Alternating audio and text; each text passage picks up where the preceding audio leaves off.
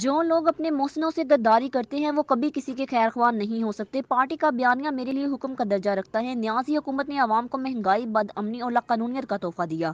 مسلم league نون ہی ملک کو معاشی بحران سے نکال سکتی ہے۔ رکن پنجاب اسمبلی میاں اعجاز حسین بھٹی کی پریس کانفرنس سے گفتگو۔ مزید تفصیلات جانتے ہیں ہمارے نمائندہ وقار احمد بٹ سے۔ سانگلہ ہی رکن پنجاب اسمبلی مسلم لیگ نون میاں اعجاز حسین بھٹی نے پریس کانفرنس کرتے ہوئے کہا کہ پارٹی کا بیانیہ میرے لیے حکم کا درجہ رکھتا ہے۔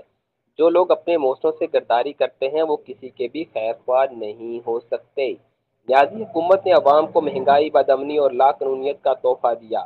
مسلم لیگ نون ہی ملک کو معاشی بحران سے نکال سکتی ہے۔ انہوں نے کہا کہ میں پارٹی ڈسپلن کا پابند ہوں۔ انہوں نے مزید کہا کہ میاں نواز شریف، شہباز شریف اور مریم نواز کی قیادت میں ہم عوام کی خدمت کرتے رہیں گے۔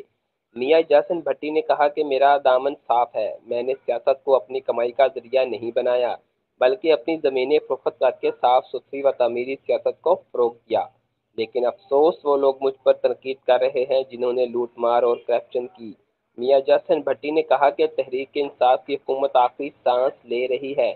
اگر مسلم لیگ نون کی قیادت نے عدم اعتماد کی تحریک پیش کی یا جعلی حکمرانوں کو گھر بھیجنے کے لیے احتجاج کی کال دی تو پارٹی کے حکم پر لبیک کہیں گے۔ انہوں نے کہا کہ میرے لیے دروازے 24 گھنٹے عوام کی خدمت کے لیے کھلے رہتے ہیں۔